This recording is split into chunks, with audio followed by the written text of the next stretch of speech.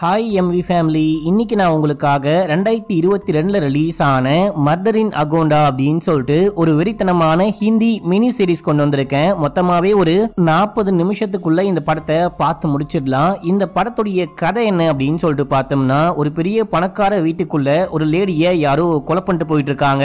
இந்த கேஸை நம்ம ஹீரோ எடுத்து விசாரிக்க ஆரம்பிக்கிறாரு. விசாரிக்க ஆரம்பிச்ச ஹீரோக்கு ஒரு பயங்கரமான ட்விஸ்ட் காத்துக்கிட்டு இருக்கு. அடுத்து நம்ம ஹீரோவும் ஹீரோடைய தங்கச்சியும் சேர்ந்துக்கிட்டு இந்த கேஸ் விசாரிச்சு அந்த கொலைகாரனை கண்டுபிடிச்சாங்களா இல்லையா அப்படின்றதுதான் கதை. நம்ம நினைச்சு கூட பார்க்க முடியாத எக்கச்சக்கமான ட்விஸ்ட். இவன் தான் கொலைகாரன் அப்படின்னு சொல்லிட்டு போலீஸ் அரெஸ்ட் பண்ணா இவன் கிடையாது வேற ஒருத்தன் அப்படின்னு சொல்லிட்டு ட்விஸ்டுக்கு மேல ட்விஸ்ட் கொடுப்பாங்க.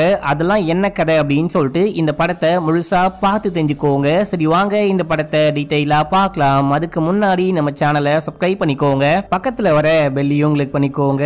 நான் பேசும்போது லைட்டா உளறிட்டேன், இல்ல வாய்ஸ்ல கொஞ்சம் வித்தியாசம் இருக்கு அப்படின்னா மன்னிச்சுக்கோங்க. கடவாப்பல்லு வளர்ந்துகிட்டு இருக்கு, கொஞ்சம் டார்ச்சர் கொடுத்துக்கிட்டு இருக்கு, வேற வழி இல்லாம பேசிட்டு இருக்கேன். இப்போ நம்ம கதைக்குள்ள போலாம். இந்த படத்துடைய ஸ்டார்டிங் சீன்லயே நம்ம ஹீரோயினை காமிக்கிறாங்க. நம்ம ஹீரோயின் ஃபாரன்சிக்ல ஒர்க் பண்ணிட்டு இருக்காங்க. இப்போ கூட ஒரு டெட் பாடியை வச்சுக்கிட்டு இவர் எப்படி இறந்து போயிருக்க வாய்ப்பு இருக்கு அப்படின்னு சொல்லிட்டு அந்த விஷயம்லாம் கண்டுபிடிக்க ட்ரை பண்ணிட்டு இருக்கும் போது இந்த டெட் பாடியோடைய உடம்புல பாய்சன் இருக்கு அப்படின்ற விஷயத்த ஃபைண்ட் பண்றாங்க. கண்டிப்பா இவரு பாய்சனால தான் இறந்து போயிருக்காரு. இவரே தற்கொலை பண்ணிட்டாரா இல்ல கொலை பண்ணிட்டாங்களா அப்படின்ற விஷயம்லாம் போலீஸ் தான் கண்டுபிடிக்கணும். நம்ம வேலை முடிஞ்சு போச்சு அப்படின்னு சொல்லிட்டு ஹீரோயின் ரிப்போர்ட் கொடுத்துட்டு ஹேண்ட் வாஷ் பண்ணலாம் அப்படின்னு சொல்லிட்டு போயிட்டு திரும்பி பார்க்கும்போது அங்க இருந்த டெட் பாடியை காணோம். எங்கடா டெட் பாடி அப்படின்னு சொல்லிட்டு பார்த்தா இப்ப அந்த டெட் பாடி எந்திரிச்சு ஓடி வந்து இவங்களையே கொலை பண்ண பாக்குது. இவங்க ஒரு செகண்ட் பயந்தே போயிட்டாங்க. பயந்து கண்ண முடிச்சா இது இவங்களுக்கு வந்த கனவுதான் மக்களே. நம்ம ஹீரோயின் அந்த ஃபாரன்சிக் ஜாபை வந்துட்டு ரிசைன் பண்ணிட்டு ஊருக்கே வந்துட்டாங்க.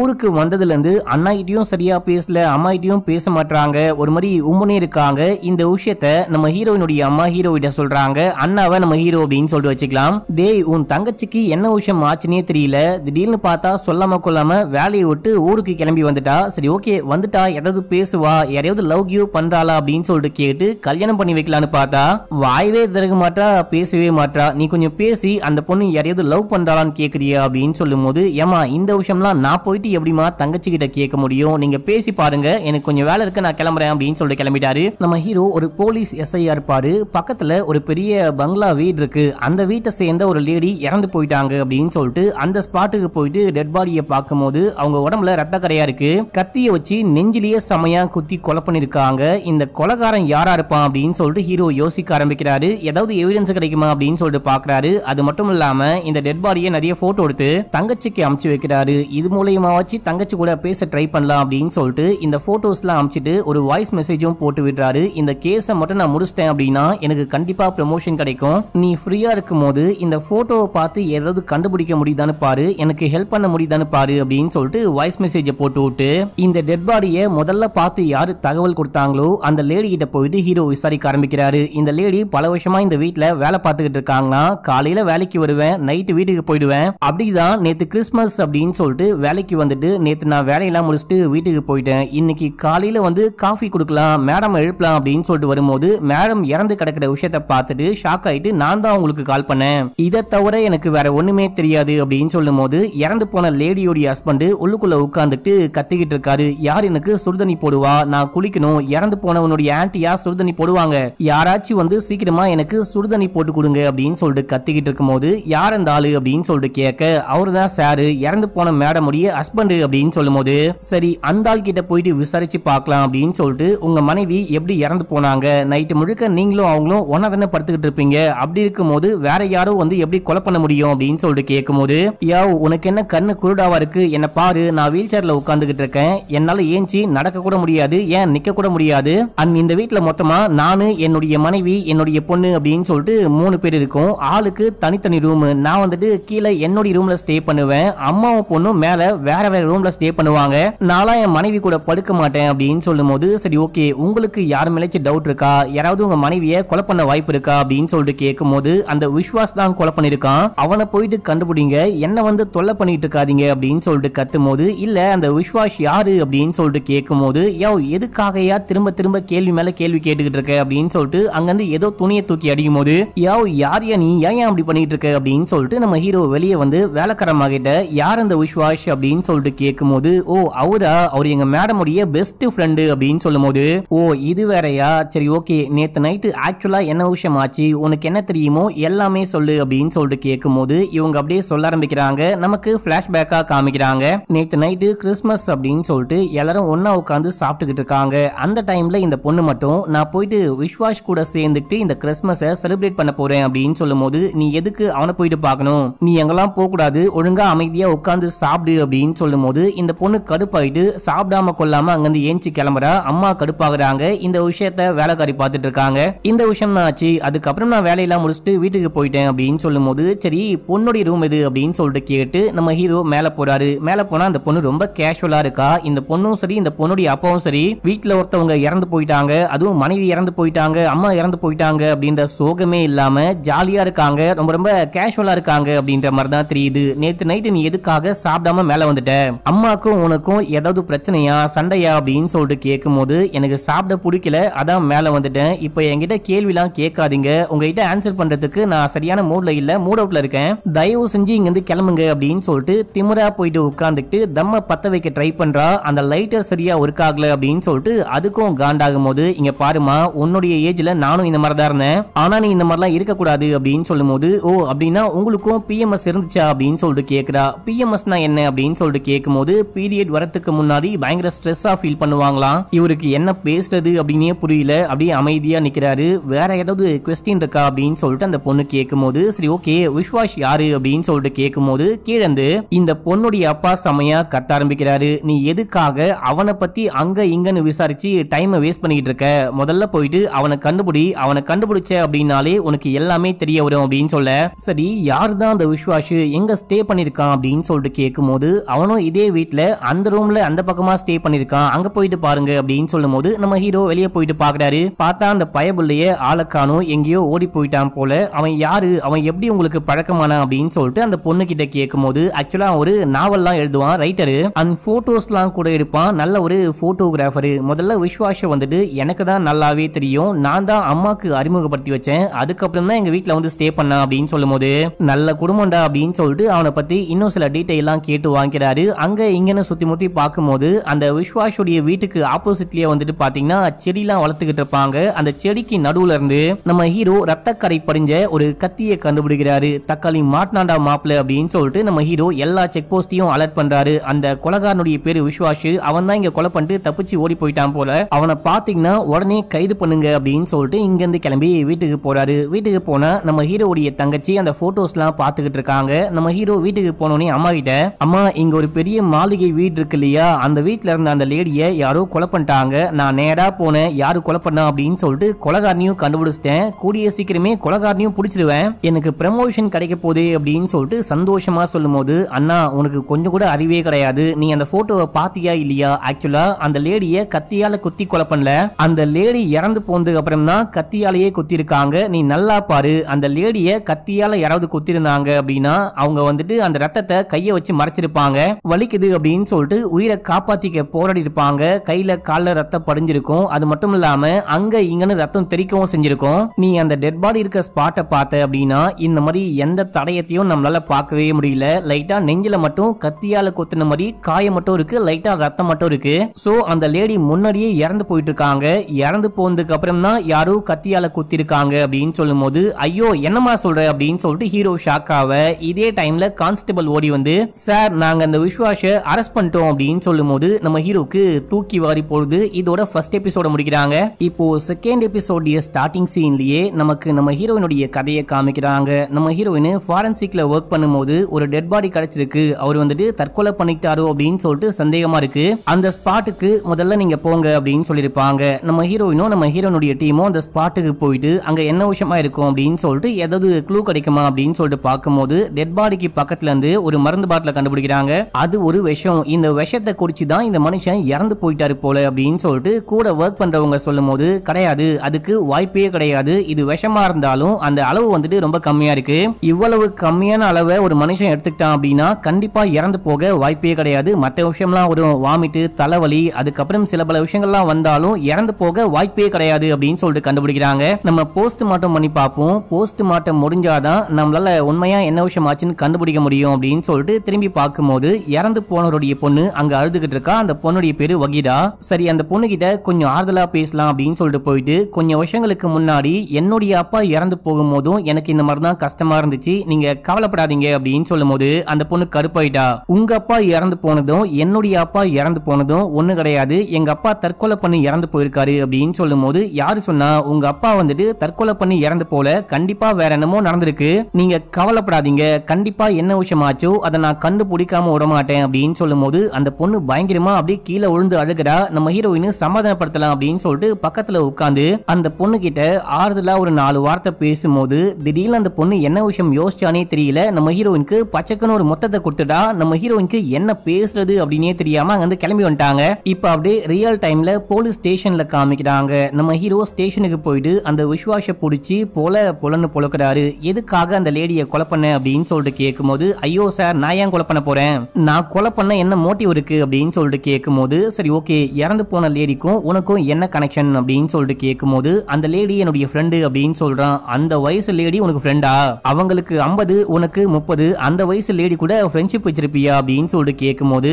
சார் நான் சொல்றத கொஞ்சம் கேளுங்க, அந்த குடும்பமே ஒரு பைத்தியக்கார குடும்பம், சைக்கோ குடும்பம், அன்னைக்கு நைட்டு என்ன விஷயம் ஆச்சுன்னு சொல்றேன், அதை கேட்டு என்ன அடிங்க அப்படின்னு சொல்லும் போது இவன் அப்படியே சொல்ல ஆரம்பிக்கிறான். நமக்கு விஷுவலா காமிக்கிறாங்க. அன்னைக்கு நைட்டு அந்த பொண்ணு கோச்சிட்டு மேல போனதுக்கு அப்புறமா நம்ம பொண்ணுடைய நடவடிக்கையே கொஞ்சம் கூட சரியே கிடையாது, கூடிய சீக்கிரமே ஏதாவது ஒரு நல்ல பையனா பார்த்து கல்யாணம் பண்ணி வைக்கணும் அப்படின்னும் போது, அடியே உனக்கு என்னடி பைத்தியமா பிடிச்சிருக்கு, நம்ம பொண்ணுக்கு இன்னும் 18 வயசு கூட கம்ப்ளீட் ஆகல, அதுக்குள்ள அந்த சின்ன பொண்ணுக்கு கல்யாணம் பண்ணி வைக்கிறேன்னு பேசிக்கிட்டு இருக்க அப்படின்னு சொல்லிட்டு கையில ஒரு ஒயின் பாட்டில் வச்சிருப்பாரு. அதை தூக்கி போட்டு உடைக்கும் போது, யோ கிழவா உனக்கு என்ன அறிவு கிரிவு கெட்டு போச்சா, எதுக்காக அந்த ஒயின் பாட்டில தூக்கி உடைக்கிற, அது எவ்வளவு தெரியுமா, 7000 ரூபாய் ஒயினை வேஸ்ட் பண்ணிட்டியே அப்படின்னு சொல்லும் போது, ஆமாண்டி நீ வந்துட்டு காஸ்ட்லியான ஒயின் வாங்குவ, காஸ்ட்லியான நெக்லஸ், காஸ்ட்லியான ட்ரெஸ் அப்படின்னு சொல்லிட்டு உனக்கு தேவையான எல்லாமே வாங்கிட்டு ரொம்ப ரொம்ப சந்தோஷமா இருப்ப, இது பத்தாது அப்படின்னு சொல்லிட்டு புதுசா எங்க ஒரு பையனை கூட்டிட்டு வந்து அவன் கூட வேற அஃபேர்ல இருக்க, கசமசா பண்ணிட்டு இருக்க அப்படின்னு சொல்ல, இப்படியே இவங்க மாத்தி மாத்தி சண்டை போட்டுக்கிறாங்க. இந்த விஷயத்தை அந்த பையன் அந்த பக்கமா இருந்து ஒளிஞ்சிருந்து கேட்டிருப்பான். இந்த விஷயம் தான் நேத்து நைட்டு ஆச்சு அப்படின்னு சொல்லும் போது,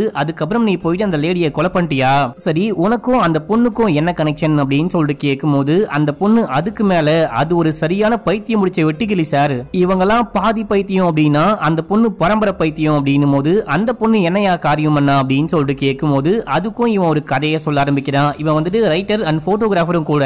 அந்த இறந்து போன லேடி இருக்காங்க பாத்தீங்களா, அவங்க நல்லாவே மியூசிக்லாம் வாசிப்பாங்க போல, நான் வாசிக்கும் போது நீ அழகா போட்டோ எடு அப்படின்னு சொல்லிட்டு கூப்பிடும் போது இவனும் போயிட்டு சில பல போட்டோஸ் எல்லாம் எடுத்துக்கிட்டே இருக்கும் போது, அந்த டைம்ல அந்த பொண்ணு அம்மாவுடைய ட்ரெஸ்ஸை ஹாட்டா ஆல்டர் பண்ணிட்டு வந்து என்னையும் போட்டோ எடு நான் அழகா இருக்கணும் அப்படின்னு சொல்லிட்டு கேட்கும் போது அம்மா செமையா காண்டாயிட்டாங்க. என்ன காரியம் இப்படி பண்ணி வச்சிருக்க, அதுவும் எதுக்காக ஏன் ட்ரெஸ் எடுத்த அப்படின்னு சொல்லிட்டு கேட்கும் போது, அம்மா இப்போ உன்னுடைய ட்ரெஸ் எடுத்தது பிரச்சனையா இல்ல நான் இப்படி ட்ரெஸ் பண்றது பிரச்சனையா அப்படின்னு சொல்லிட்டு கேட்கும் போது, ரெண்டுமே தான், ஏன் இந்த மாதிரி ட்ரெஸ் பண்ற அப்படின்னு சொல்லிட்டு கேட்கும் போது, எனக்கு இப்படிதான் பிடிச்சிருக்கு அப்படின்னு சொல்றா, நீ முதல்ல உள்ளுக்குள்ள போ அந்த ட்ரெஸ்ஸை கழட்டி போடு அப்படின்னு சொல்லும் போது, அம்மா இப்போ நான் உங்க ட்ரெஸ்ஸை போட்டுட்டு வந்துட்டேன் அதான் பிரச்சனையா, சரி ஓகே இந்த ட்ரெஸ்ஸை நீங்களே வச்சுக்கோங்க அப்படின்னு சொல்லிட்டு இந்த பையனுக்கு முன்னாடியே ட்ரெஸ்ஸை கழட்டி போட்டு அவங்க பாட்டுன்னு உள்ள போயிட்டாங்க. நீங்களே பாருங்க சார், எந்த பொண்ணாச்சு யாரோ ஒரு பையனுக்கு முன்னாடி இந்த மாதிரி ட்ரெஸ் எல்லாம் கழட்டி போட்டு போவாங்களா, அந்த பொண்ணு சரியான சைக்கோ, என்ன நம்புங்க நான் ஒன்னும் கொலகாரம் கிடையாது அப்படின்னு சொல்லிட்டே இருக்கும்போது, இதே டைம்ல நம்ம ஹீரோக்கு சாப்பாடு கொடுக்கலாம் அப்படின்னு சொல்லிட்டு நம்ம ஹீரோயின் வந்திருக்காங்க. ஏமா ஏமா ஒரு செகண்ட் வெயிட் பண்ணுமா அப்படின்னு சொல்லிட்டு பின்னாடியே போயிட்டு, இங்க பாரு நீ யாரையோ லவ் பண்ற அப்படின்ற விஷயம் எனக்கு நல்லாவே தெரியும், அதனால்தான் அம்மா வந்துட்டு உனக்கு கல்யாணம் ஏற்பாடு பண்றேன் அப்படின்னு சொன்னா அதுக்கு நீ ஒத்துக்கவே மாட்ற, நம்ம ஒரு டீல் போட்டுக்கலாம், இந்த கேஸை முடிக்க நீ எனக்கு ஹெல்ப் பண்ண அப்படின்னா உன்னுடைய லவ்வுக்கு நான் ஹெல்ப் பண்றேன் அப்படின்னு சொல்லும் போது, யோ அப்படிலாம் ஒன்னும் கிடையாதியா அப்படின்னு சொல்றாங்க. சும்மா சொல்லாத வந்து வண்டியில ஏறு அப்படின்னு சொல்லும் போது நம்ம ஹீரோயின் வந்து வண்டி மேல ஏறி உட்காரும் போது, உன்னுடைய ஆளுடைய பேர் என்ன அப்படின்னு சொல்லிட்டு கேட்க, முதல்ல நீ கிரைம் ஸ்பாட்டுக்கு போ அப்படின்றாங்க. இவங்க கிளம்பி அந்த வீட்டுக்கு போயிட்டு இறந்து போன லேடியோடைய ஹஸ்பண்ட் கிட்ட விசாரிக்கும் போது அந்த ஆளு காண்டாகிறான். எப்ப பார்த்தாலும் கேள்வி கேள்வி கேள்வி அப்படின்னு சொல்லிட்டு, நான் தான் கொலை பண்ணனா என்ன விஷயம் ஆச்சு அப்படின்னு கேட்டா, நான் என்ன சொல்ல முடியும், எனக்கு ஒண்ணுமே தெரியாது, அந்த விஸ்வாச போயிட்டு புடிங்க, அவனை பிடிச்சா உங்களுக்கு எல்லா உண்மையுமே தெரியும் அப்படின்னு சொல்லிட்டு சொன்ன விஷயத்தையே இந்த ஆளு திரும்ப திரும்ப சொல்லும் போது நம்ம ஹீரோக்கு என்ன பேசுறது அப்படின்னே தெரியல. அந்த டைம்ல நம்ம ஹீரோயின் ஏதோ ஒரு பெரிய அதிகாரி மாதிரி நம்ம ஹீரோவை திட்டுறாங்க. நீ ஐயா திரும்ப திரும்ப அதே கேள்வியை கேட்கிற, கொஞ்சம் அமைதியாரு அப்படின்னு சொல்ல, மேடம் நீங்க யாரு அப்படின்னு சொல்லிட்டு அந்த லேடியோட ஹஸ்பண்ட் கேட்கும் போது, நான் கிரைம் பிரான்ச் இன்ஸ்பெக்டர், இந்த கேஸை விசாரிக்க ஸ்பெஷலா வந்திருக்கேன், நீ அவரு கேட்கிற கேள்விக்குலாம் ஆன்சர் பண்ணும் அப்படின்ற அவசியம்லாம் கிடையாது, நான் கேட்கிற கேள்விக்கு மட்டும் ஆன்சர் பண்ணா போதும், நீங்களும் அந்த லேடியும் லவ் பண்ணி கல்யாணம் பண்ணிட்டீங்களா அப்படின்னு சொல்லிட்டு கேட்கும் போது, ஆமா அப்படின்னு சொல்றாரு. எங்க பார்த்து பேசுனீங்க, காலேஜா இல்ல ஸ்கூலா அப்படின்னு சொல்லிட்டு கேட்கும் போது, இந்த வீடு அப்படின்னு சொல்றாரு. வீடா என்ன விஷயம் ஆச்சு, எப்படி மீட் பண்ணீங்க அப்படின்னு சொல்லிட்டு கேட்கும்போது இவரு சொல்ல ஆரம்பிக்கிறாரு. பல வருஷத்துக்கு முன்னாடி, கரெக்டா சொல்லணும் அப்படின்னா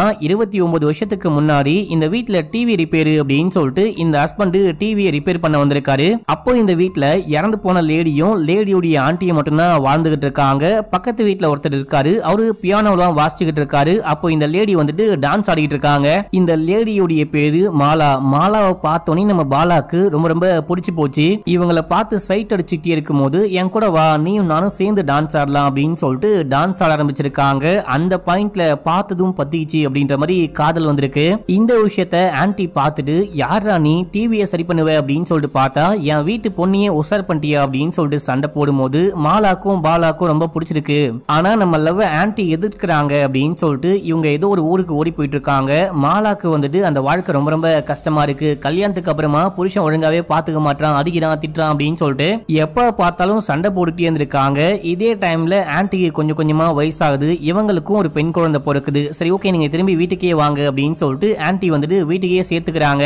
காலம் போன காலத்துல அந்த ஆன்டி வயசாகி இறந்து போயிட்டாங்க. ஆன்டி இறந்து போனதுக்கு அப்புறமா இப்போ ஒரு லேடி இறந்து போனாங்க இல்லையா, அவங்களுக்கு இந்த சொத்து பத்தெல்லாம் வந்திருக்கு. சொத்து பத்தெல்லாம் வந்ததுக்கு அப்புறமா புருஷனை கொஞ்சம் கூட மதிக்காம நீ அங்க கடை நான் இங்க கிடக்குறேன், நான் பாட்டு என் வேலையை பாக்குறேன் அப்படின்னு சொல்லிட்டு அவங்களும் மகளும் சந்தோஷமா இருந்திருக்காங்க. நடுவுல இவருக்கு காலும் விளங்காம போயிட்டு வீல் சேர்லயே இருந்திருக்காரு. இவருக்கு ரூம் வந்துட்டு பாத்தீங்கன்னா கீழே இருந்திருக்கு. மேல மனைவிக்கும் குழந்தைக்கும் தனித்தனியா ரூம் இருந்திருக்கு. மக்களே, இந்த விஷயம் தான் ஆச்சு. பணம் வந்ததுக்கு அப்புறமா அவ ஆடின ஆட்டம் இருக்கே அப்படின்னு சொல்லிட்டு இவர் இன்னமும் பொறாமையா பேசிக்கிட்டு இருக்காரு. மனைவி இறந்து போயிட்டாங்க அப்படின்னு சொல்லிட்டு கொஞ்சம் கூட சோகமாவே இல்ல. சரி, நேத்து நைட்டு நீங்களும் மனைவியும் சண்டை போட்டதுக்கு அப்புறமா என்ன விஷயம் ஆச்சு அப்படின்னு சொல்லிட்டு கேட்கும்போது சண்டை போட்டு சாப்பிட்டு சருகெல்லாம் போட்டு நான் தூங்க போயிட்டேன். மறுநாள் காலையில வேலைக்காரி வந்து சொல்லும் போதுதான் என் மனைவியை யாரோ கொலை பண்ணிட்டாங்க அப்படின்ற விஷயமே தெரியும். மத்தபடி நான் ஒண்ணுமே பண்ணல, என்னால மேல ஏறி போக கூட முடியாது அப்படின்னு சொல்ல சரின்னு சொல்லிட்டு இவங்க ரெண்டு பேரும் அந்த லேடி இறந்து போனாங்க பாத்தீங்களா, அந்த ரூமுக்கு போயிட்டு வேற ஏதாவது எவிடன்ஸ் கிடைக்குமா, அண்ணன் ஏதாவது மிஸ் பண்ணிட்டானா அப்படின்னு சொல்லிட்டு சுத்தி முத்தி பார்க்கும்போது அந்த ரூம்ல நிறையவே போட்டோ இருக்கு. இறந்து போன லேடி, லேடியுடைய பொண்ணு, அதுக்கப்புறம் அந்த ஆன்டி, இவங்க 3 பேருடைய போட்டோ மட்டும் தான் இருக்கு. இந்த கணவனுடைய போட்டோ ஒண்ணு கூட கிடையாது. இந்த லேடிக்கும் புருஷனுக்கும் சுத்தமா செட்டே ஆகாது போல. இதை தாண்டி வேற என்னமோ வன்மம் இருக்கு, வேற ஏதோ ஒரு பெரிய பிரச்சனை இருக்கு அப்படின்னு மட்டும் நம்ம ஹீரோயின் நல்லாவே புரிஞ்சுக்கிறாங்க. அந்த லேடியுடைய பெட்டுக்கு பக்கமா இருந்து ஒரு மாத்திரை எடுக்கிறாங்க. இந்த மாத்திரை வந்துட்டு பிபிக்கு யூஸ் பண்ற மாத்திரை. இந்த மாத்திரையும் ஃபாரன்சிக்கு டெஸ்டிங்க்கு அனுப்பணும் அப்படின்னு சொல்லிட்டு அப்படியே சுத்தி முத்தி பார்க்கும்போது அங்க விண்டோ கண்ணாடி உடைஞ்சு கீழே விழுந்து கிடக்குது. இவங்க கர்ட்டன்லாம் விலக்கிட்டு பாக்குறாங்க. பக்கத்துல பக்கத்து வீட்டுக்காரனுடைய அந்த காம்பவுண்ட் தான் வருது. நம்ம கீழே போயிட்டு செக் பண்ணி பார்க்கலாம், அந்த பக்கத்து வீட்டுக்காரங்கிட்டையும் விசாரிச்சு பார்க்கலாம் அப்படின்னு சொல்லிட்டு போகும்போது பக்கத்து வீட்டுல யாரையுமே காணோம். இந்த விண்டோக்கு பக்கமா லைட்டா கீழே பார்த்தா அங்க கொஞ்சம் புதடு மாதிரி இருக்கு, நிறைய செடிகள்லாம் இருக்கு. அந்த செடிகளுக்கு நடுவுல என்னமோ இருக்குது அப்படின்ற விஷயத்த ஹீரோயின் பாக்குறாங்க. அண்ணங்கிட்ட கச்சிஃபை வாங்கி அது என்ன விஷயம்னு எடுத்து பார்க்கும்போது அது ஒரு டிராஃபி. இதை வச்சுதான் அந்த லேடியை அடிச்சு கொலை பண்ணிருப்பாங்களா அப்படின்னு சொல்லிட்டு கேட்கும்போது மேபி அதுக்கும் சான்சஸ் இருக்கு. இதையும் ஃபாரன்சிக் அமுச்சு வைங்க, ஏதாவது ஃபிங்கர் பிரிண்ட், பிளட் ஸ்டெயின் கண்டுபிடிக்க முடியுதான்னு பாருங்க அப்படின்னு சொல்றாங்க. இப்ப அப்படியே எங்க சீனை கட் பண்ணி ஒரு நகை கடையில காமிக்கிறாங்க. யாரோ இந்த இறந்து போன லேடியோடைய நெக்லஸ கொண்டு வந்து அடகு வச்சுக்கிட்டு இருக்காங்க, அதை விற்க ட்ரை பண்ணிட்டு இருக்காங்க அப்படின்னு சொல்லிட்டு காமிக்கிறாங்க. ஆனா அது யாருன்னு காமிக்காமலே இந்த செகண்ட் எபிசோட முடிக்கிறாங்க. இப்போ 3வது எபிசோடைய ஸ்டார்டிங் சீன்லயே நம்ம ஹீரோயினை காமிக்கிறாங்க. நம்ம ஹீரோயின் ஒரு ஓரமா சோகமா உட்கார்ந்துட்டு பழைய மெசேஜ் எல்லாம் பாத்துக்கிட்டு இருக்காங்க. இந்த மெசேஜ் அனுப்புனது வேற யாரும் கிடையாது, அந்த வஹீரா அப்படின்ற பொண்ணு தான். ஒரு நாள் நம்ம ஹீரோயினுக்கு அந்த பொண்ணு மெசேஜ் பண்றா, நான் தற்கொலை பண்ணிக்க போறேன், நான் இறந்து போறேன் அப்படின்னு சொல்லும் போது இவங்க பதறி அடிச்சுட்டு அந்த பொண்ணை போயிட்டு பார்க்க அந்த பொண்ணு நம்ம ஹீரோயினை பார்த்து சிரிக்க ஆரம்பிக்கிறா. பைத்தியமாடி, நீ எதுக்காக இந்த மாதிரிலாம் பண்ணிட்டு இருக்க, உங்க அப்பாவுடைய கேஸ்ல என்ன விஷயம் ஆச்சு அப்படின்னு சொல்லிட்டு நான் இன்வெஸ்டிகேட் பண்ண வந்தேன், அதை தவிர நம்ம 2 பேருக்குள்ளயும் ஒண்ணுமே கிடையாது அப்படின்னு சொல்லும் போது அப்படின்னா எதுக்காக பதறி அடிச்சுட்டு என்ன பார்க்க வந்த அப்படின்னு சொல்லிட்டு கேட்டு அப்படியே கிட்ட போயிட்டு கிஸ் பண்ண பார்க்கும்போது நம்ம ஹீரோயின் ஒண்ணுமே பேசாம அந்த பொண்ணை தள்ளி விட்டு அங்கிருந்து வந்துடுறாங்க. இப்ப அப்படியே ரியல் டைம்ல காமிக்கிறாங்க. நம்ம ஹீரோயின் சோகமா உட்கார்ந்துட்டு இருக்கும் போது அங்க வந்த அண்ணா, ஏமா உன் பாய் ஃப்ரெண்ட் யாருன்னு சொல்ல மாட்டே, பேரும் சொல்ல மாட்டே, ஏன் இவ்வளவு சீக்கிரட்டா வச்சிருக்க அப்படின்னு சொல்லிட்டு கேட்கும்போது நம்ம ஹீரோயின் பேச்ச மாத்துறாங்க. நம்ம ஒரு டிராஃபியை கண்டுபிடிச்சோம் இல்லையா, அதை ஃபாரன்சிக் அனுப்பிச்சு அதுல ஏதாவது ஃபிங்கர் பிரிண்ட் இருக்கான்னு பார்க்க சொன்னி, பாத்தியா இல்லையான்னு கேட்கும்போது நான் அதை அமுச்சு வச்சிருக்கேன், கான்ஸ்டபிள் வந்துட்டு ரிப்போர்ட் வந்தவனே வாங்கிட்டு வருவான் அப்படின்னு சொல்லும் போது அடுத்த சீன்ல அந்த ரிப்போர்ட் கிடைச்சிருச்சு. அந்த டிராஃபில ஒரு பொண்ணுடைய ஃபிங்கர் பிரிண்ட் இருக்கு, அது அந்த இறந்து போன லேடியோடைய பொண்ணுடைய ஃபிங்கர் பிரிண்ட். இப்போ இந்த எவிடன்ஸை வச்சுக்கிட்டு நம்ம ஹீரோயினும் நேரா அந்த பொண்ணை போயிட்டு மீட் பண்றாங்க. அந்த பொண்ணு வியர்டா காஸ்டியூம்லாம் போட்டிருக்கா. எப்படி அந்த டிராஃபில உன்னுடைய ஃபிங்கர் பிரிண்ட் வந்துச்சு அப்படின்னு சொல்லிட்டு கேட்கும்போது இந்த பொண்ணு எதையோ யோசிச்சு பாக்குறா. இந்த பொண்ணு அந்த டிராஃபியை வச்சு எங்கேயோ செமையா அடிக்கிறா, பயங்கரமா கோவமா இருக்கா அப்படின்னு சொல்லிட்டு யோசிச்சு பார்த்துட்டு அந்த டிராஃபி அம்மாவுடைய ரூம்ல இருந்துச்சு. அம்மாவுடைய ரூமை கிளீன் பண்ணும்போது அந்த டிராஃபியும் அடிக்கடிக்க நான் கிளீன் பண்ணுவேன். அந்த மாதிரி தான் ஃபிங்கர் பிரிண்ட் அதில் பட்டிருக்கும். அதுல இருக்கிற ஃபிங்கர் பிரிண்ட்டை மட்டும் வச்சுக்கிட்டு நான் தான் அம்மாவை கொலை பண்ணேன்னு நீங்க எப்படி முடிவு பண்ண முடியும்? நான் எதுக்காக எங்க அம்மாவையே கொலை பண்ண போறேன் அப்படின்னு சொல்லிட்டு கேட்கும்போது, எதுக்காக அப்படின்னா உனக்கும் விஸ்வாஷ்க்கும் இருக்கிற அந்த கனெக்ஷன் உங்க அம்மாக்கு தெரிஞ்சு போச்சு, அதனால தான் நீ கொலை பண்ணிருக்க வாய்ப்பு இருக்கு அப்படின்னு சொல்லும்போது, அது எப்படி உங்களுக்கு தெரியும், இதை யாரு உங்ககிட்ட சொன்னான்னு கேட்கும்போது, நாங்க இந்த விஸ்வாஷ கைது பண்ணிட்டோம், எங்க கஸ்டடியில் தான் இருக்கான் அப்படின்னு சொல்லும்போது, ஓ இதெல்லாம் வேற உங்ககிட்ட அவன் சொல்லி வச்சிருக்கானா? ஆக்சுவலா அவனுக்கு என் மேல பயங்கர கிரஷ், பயங்கர லவ், அவன் எனக்காக தான் இந்த வீட்டுக்கு வந்து வெயிட் பண்ணிட்டு இருந்தான் அப்படின்னு சொல்லும்போது, அவன் எதுக்காக உனக்காக வெயிட் பண்ணும் அப்படின்னு சொல்லிட்டு கேட்க, இந்த பொண்ணுக்கு இன்னும் 18 வயசே ஆகல, 18 வயசு ஆனதுக்கு அப்புறமா நம்ம கல்யாணம் பண்ணிக்கலாம், ஓடி போயிட்டு கல்யாணம் பண்ணிக்கலாம் அப்படின்னு சொல்லிட்டு வெயிட் பண்ணிட்டு இருந்தான். ஆக்சுவலா எங்களுக்குள்ள எப்படி தெரியுமா லவ் உருவாச்சு அப்படின்னு சொல்லிட்டு அதுக்கு ஒரு கன்றாவியான கதையை இந்த பொண்ணு சொல்ல ஆரம்பிக்கிறா. ஏதோ ப்ராஜெக்ட் விஷயமா ஹெல்ப் வேணும் அப்படின்னு சொல்லிட்டு விஸ்வாஷ போயிட்டு மீட் பண்ணும்போது அவன் சட்டையெல்லாம் கழட்டி போட்டு குளிச்சுட்டு வந்து அந்த இதோட நிக்கும் போது இந்த பொண்ணுக்கு அவனை பார்த்தவனே பிடிச்சு போச்சு, இந்த பொண்ணையும் அவனுக்கு பார்த்தவனே பிடிச்சு போச்சு. ரெண்டு பேரும் ரொமான்ஸ் பண்ண ஆரம்பிக்கிறாங்க. இந்த பொண்ணு அமைதியா இருக்கா. இந்த மாதிரி தான் காதல் உருவாச்சு. இது மட்டும் இல்லாம அன்னைக்கு நைட்டு நான் விஸ்வாஷ் கூட சேர்ந்துட்டு கிறிஸ்மஸ் செலிப்ரேட் பண்ண போறேன் அப்படின்னு சொல்லும்போது அம்மா கோவப்பட்டு என்ன கத்திட்டாங்க. என்ன மட்டும் இல்லாம அந்த பையனையும் திட்டி விட்டாங்க. அவன் கோவத்துல என்னையும் வந்து அட்டாக் பண்ணிட்டு போயிட்டான். இங்க பாருங்க அப்படின்னு சொல்லிட்டு ட்ரெஸ்ஸை ரிமூவ் பண்ணி காமிக்கும் போது நம்ம ஹீரோக்கே கடுப்பாகுது. நம்ம ஹீரோயின் தான் பாக்குறாங்க அந்த பொண்ணுக்கு ஒரு பிரைவேட் பார்ட்ல காயம்பட்டு இருக்கு லைட்டா. இப்பயாச்சும் புரிஞ்சுக்கோங்க, அவங்கிட்டயே போயிட்டு விசாரிங்க, அவனே உங்ககிட்ட எல்லாமே சொல்லுவான், தயவு செஞ்சு இப்போ இங்க இருந்து கிளம்புங்க அப்படின்னு சொல்லும்போது நம்ம ஹீரோவும் ஹீரோயினும் இங்க இருந்து கிளம்புறாங்க. நம்ம ஹீரோக்கு ஒண்ணுமே புரியவே மாட்டேங்குது. யார் சொல்றதை நம்புறது, யார் சொல்றதை நம்பாம இருக்கிறது அப்படின்னு சொல்லிட்டு ஒண்ணுமே புரிய மாட்டேங்குது. போஸ்ட்மார்ட்டம் ரிப்போர்ட் கைக்கு கிடைச்சா மட்டும்தான் நமக்கு எல்லாமே புரியும் போல அப்படின்னு சொல்லிட்டு ஹீரோ சொல்ல, போஸ்ட்மார்ட்டம் ரிப்போர்ட் மட்டும் இந்த கேஸுக்கு பத்தாது, இன்னொரு விஷயமும் நமக்கு தேவை அப்படின்னு சொல்லிட்டு இன்னொரு விஷயம் யோசிக்கிறாங்க. என்னன்னா அன்னைக்கு போகும்போது பக்கத்து வீட்டுல க்ளோஸா இருந்துச்சு, பக்கத்து வீட்டுல யாரையும் காணும், இன்னைக்கு பக்கத்து வீட்டுல யாரும் இருக்கிறாங்க அப்படின்ற விஷயத்த நம்ம ஹீரோயின் நோட் பண்றாங்க. பக்கத்து வீட்டுல விக்டர்னு ஒரு ஆள் இருக்காரு. அவரு பல வருஷமா இந்த வீட்டிலேயே தான் குடியிருக்காரு மக்களே. அது மட்டும் இல்லாம இந்த இறந்து போன ஆன்டி இருக்காங்க பாத்தீங்களா, இவங்க இறந்து போறதுக்கு முன்னாடி இந்த விக்டருக்கு கால் பண்ணிருக்காங்க அப்படின்ற விஷயத்தையும் நம்ம ஹீரோ கண்டுபிடிச்சிருப்பாரு. இப்போ நம்ம ஹீரோவும் ஹீரோயினும் வீட்டுக்குள்ள போயிட்டு பார்க்கும்போது அந்த விக்டர் வீட்டுல தான் இருக்காரு. அவரை உட்கார வச்சு விசாரிக்க ஆரம்பிக்கும் போது இவரு ஸ்டார்டிங்ல இருந்து கதையை சொல்ல ஆரம்பிக்கிறாரு. சின்ன வயசுல இவருக்கு மாலாவை ரொம்ப ரொம்ப பிடிக்குமா, அடிக்கடிக்க மாலா கூட சேர்ந்து விளையாடுவாரு, வீட்டுக்கு போயிட்டு மியூசிக் வாசிப்பாரு அப்படின்னு சொல்லிட்டு ரொம்பவே சந்தோஷமா இருந்திருக்காரு. அந்த டைம்ல எங்கேயோ இருந்து வந்த இந்த டிவி மெக்கானிக்கு எப்படியோ இந்த பொண்ணை உஷார் பண்ணி கூப்பிட்டு ஓடி போயிட்டான். அந்த ஆன்டிக்கு இந்த விஷயம் வந்துட்டு ரொம்ப ரொம்ப மன உளைச்சலை ஏற்படுத்தியிருக்கு. ரொம்பவே மனசுடைஞ்சு போயிட்டு இருக்காங்க. அது மட்டும் இல்லாம மாலாவும் அவங்க கூட ரொம்ப சந்தோஷமாலாம் கிடையாது. ஓடி போயிட்டு அவங்க ரொம்ப சின்ன வீட்டுல ரொம்பவே கஷ்டப்பட்டு தான் வாழ்ந்திருக்காங்க. அந்த கணவனும் பொண்டாட்டியை ஒழுங்கா பாத்துக்காம செமையா போட்டு அடிச்சிருக்காரு, பயங்கரமா கொடுமைலாம் பண்ணிருக்காரு. அதுக்கப்புறம் ஆன்டி நீங்க வீட்டுக்கே வாங்க அப்படின்னு சொல்லிட்டு வீட்டுக்கு சேர்த்துக்கினதுக்கு அப்புறமா தான் மாலா கொஞ்சமாச்சு சந்தோஷமா இருந்தாங்க. ஆன்டி இறந்து போனதுக்கு அப்புறமா மொத்த சொத்தும் மாலாவுடைய கைக்கு வந்துச்சு. மாலாவுடைய கைக்கு அந்த சொத்துலாம் வந்ததுக்கு அப்புறமா மாலா வந்துட்டு வியர்டா பிஹேவ் பண்ண ஆரம்பிச்சாங்க. அவங்க நடவடிக்கை எல்லாமே சேஞ்ச் ஆச்சு. இந்த புருஷன்காரனும் காலு விளங்காம உட்கார்ந்ததுக்கு அப்புறமா புருஷனையே இவங்க கண்ட்ரோல் பண்ண ஆரம்பிச்சாங்க. அண்ட் மாலாக்கு வந்துட்டு டிப்ரெஷனு, பிபி அப்படின்னு சொல்லிட்டு இந்த மாதிரி சில பல பிரச்சனைகள்லாம் இருந்துச்சு. அதுக்கு வந்துட்டு நான் டாக்டர் அப்படின்ற முறையில சின்ன சின்ன ட்ரீட்மெண்ட்லாம் கொடுப்பேன். நான் டாக்டர் அப்படின்ற விஷயத்தை தாண்டி நான் மாலாக்கு ஒரு நல்ல நண்பனா இருந்தேன். அநியாயமா அந்த பொண்ணு இறந்து போயிட்டா அப்படின்னு சொல்லும்போது, சரி ஓகே அந்த பொண்ணு இறந்து போகும்போது நீங்க எங்க இருந்தீங்க அப்படின்னு சொல்லிட்டு கேட்க, நான் அன்னைக்கு இந்த ஊர்லயே கிடையாது, கிறிஸ்மஸ் செலிப்ரேட் பண்ணோம் அப்படின்னு சொல்லிட்டு ஒரு நாளைக்கு முன்னாடியே இந்த ஊர்ல இருந்து கிளம்பி போயிட்டேன் அப்படின்னு சொல்றாரு. உங்களுக்கு யார் மேலேச்சும் சந்தேகம் இருக்கா அப்படின்னு சொல்லிட்டு கேட்கும்போது, கண்டிப்பா அந்த புருஷன்காரன் தான் கொலை பண்ணிருக்க வாய்ப்பு இருக்கு. ஏன்னா மாலா கிட்ட இந்த சொத்து பத்து எல்லாம் வந்ததுக்கு அப்புறமா புருஷனை கொஞ்சம் கூட கண்டுக்கவே கிடையாது. புருஷனை வந்துட்டு ஒரு நாய் மாதிரி நடத்தினாங்க. கண்டிப்பா புருஷன் கொலை பண்ணிருக்க வாய்ப்பு இருக்கு அப்படின்னு சொல்ல, ஏங்க அவரால் வந்துட்டு ஏஞ்சி நடக்க கூட முடியாது, ஏன் நிக்க கூட முடியாது, அவர் எப்படி கொலை பண்ணுவாரு அப்படின்னு சொல்லிட்டு கேட்கும்போது, நீங்க வேணா போயிட்டு அந்த வீட்டு வேலைக்காரமாக்கு கால் பண்ணி கேளுங்க, அவங்களுக்கு எல்லாமே தெரியும், அவங்கள விசாரிச்சா உங்களுக்கு எல்லா உண்மையுமே தெரிய வரும் அப்படின்னு சொல்லும் போது, சரி ஓகே ரொம்ப தேங்க்ஸ் அப்படின்னு சொல்லிட்டு நம்ம ஹீரோவும் ஹீரோயினும் அங்கிருந்து வெளியே வராங்க. வெளியே வரும்போது நம்ம ஹீரோயினுக்கு இந்த விக்டர் மேலேயும் செம டவுட். நம்ம போயிட்டு ஒரு கேள்வி கேட்டவனே எல்லா ஆன்சரையும் அவனா பண்ணிட்டான். கண்டிப்பா இவனுக்கு பின்னாடியும் என்னமோ ஒரு மர்மம் ஒளிஞ்சிருக்கு போல.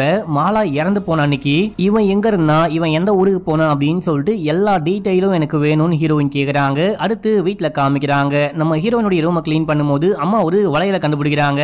நீ இந்த வளையலை எப்போ வாங்கின அப்படின்னு சொல்லிட்டு கேட்கும்போது, நான் வாங்கல, என் ஃப்ரெண்டு கிஃப்டா கொடுத்தாங்க அப்படின்னு சொல்லும் போது போது யார் அந்த ஃப்ரெண்டு, எவ்வளவு காஸ்ட்லியான வலையில கிஃப்டா கொடுக்குறாங்க, இதெல்லாம் கொஞ்சம் கூட சரியே கிடையாது, நீ இந்த கிஃப்டை திருப்பி கொடுத்துரு அப்படின்னு சொல்லும்போது, அம்மா ஏமா இந்த மாதிரி பண்ணிட்டு இருக்க, என்னுடைய ஃப்ரெண்டு யாருன்னு உனக்கு தெரியுமா, கொஞ்சம் அமைதியா போமா அப்படின்னு சொல்லும்போது நம்ம ஹீரோ ஸ்மைல் பண்ணிக்கிட்டு இருக்காரு. இந்த கிஃப்டை கண்டிப்பா மச்சான் தான் கொடுத்திருக்க வாய்ப்பு இருக்கு அப்படின்னு சொல்லிட்டு ஸ்மைல் பண்ணிக்கிட்டு இருக்காரு. ஆக்சுவலா இந்த வளையல அந்த பொண்ணு தான் மக்களே ஹீரோயினுக்கு கிஃப்டா கொடுத்திருப்பா. அடுத்து நம்ம ஹீரோயின் ஹீரோ கிட்ட என்னால வந்துட்டு போஸ்ட்மார்ட்டம் ரிப்போர்ட் வர வரைக்கும் வெயிட் பண்ண முடியாது, நம்மளே கிளம்பி மார்ச்சுரிக்கு போயிட்டு ஏதாவது கண்டுபிடிக்க முடியுதான்னு பார்க்கலாம், யாருக்கும் தெரியாம போயிட்டு டெட் பாடியை செக் பண்ணலாம் அப்படின்னு சொல்லும்போது நம்ம ஹீரோ யாருக்கும் தெரியாம ஹீரோயினை மார்ச்சுரிக்கு கூட்டிட்டு போயிட்டு அந்த டெட் பாடியை காமிக்கும் போது நம்ம ஹீரோயின் செக் பண்ண ஆரம்பிக்கிறாங்க. அப்படி செக் பண்ணி பார்க்கும்போது இந்த லேடி கத்தியால குத்தப்பட்டு இறந்து போல, இந்த லேடியுடைய பின்மண்டையில செமையா காயம் பட்டிருக்கு, அந்த காயம் பட்டதுனால தான் இவங்க இறந்து போயிருக்காங்க அப்படின்னு சொல்லும்போது பாரியா புது தகவலா இருக்கு, பயங்கரமா நீ அப்படின்னு சொல்லும்போது